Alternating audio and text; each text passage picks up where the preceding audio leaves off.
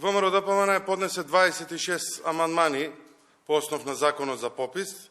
Се работи за суштински амандмани. Истите амандмани ќе ги аргументираме затоа што навистина се суштински и навистина се амандмани кои што би значило подобрување на самото законско решение и влевање на доверба во целото ова решение законско кое што се нуди сега. Со загриженост ги следиме настаните, затоа што во јавноста се бара оправдување за да се избегнат некои од барањата кои што ги има ВМРО-ДПМН по однос на ова статистичка операција која што би требало да се направи, значи избегнувањето на обезбедување на фингерпринт е навистина нешто што не дава сигурност во целата постапка. Образложенијата дека тоа е скапа операција и ќе треба време не држи, затоа што таква одлука за набавка во Државната изборна комисија за таква апаратура има, меѓутоа не се префрлени пари од буџетот во ДИК за тоа. Сметаме, доколку навистина ова треба да го направиме како што треба да го направиме, дека е многу лесно државата да префрли пари за да бидат обезбедени овие апарати за отисок од прст, со што на многу лесен начин ќе успееме да резидентното население го одвоиме од државјаните во Република Македонија.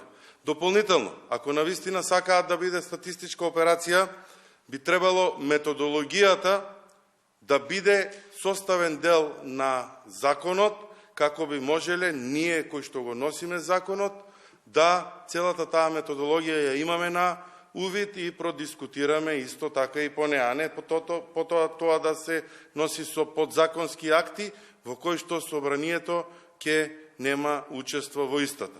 Исто така, многу е симптоматичен барањето на врзан подпис на директорот и заменикот директор.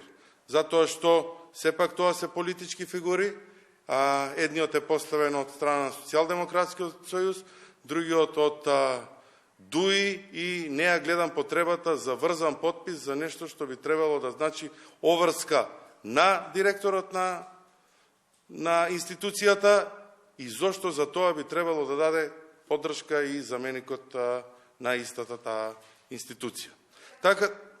Така да сметам дека има некои работи кои што би требало да се подрасчистат, има некои работи кои што треба да се средат. Еве сега додека трае комисијата за европски прашања на кој што е ставен пописот, да имаме некои порелевантни информации и да имаме доверба во целиот процес.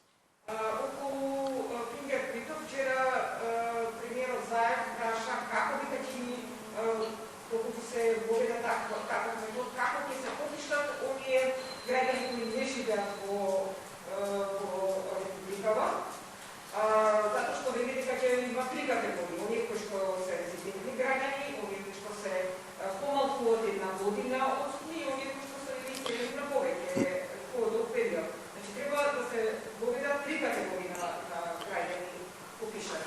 Како да се попишат тие граѓани кои што не се тука, со ваков метод не би може.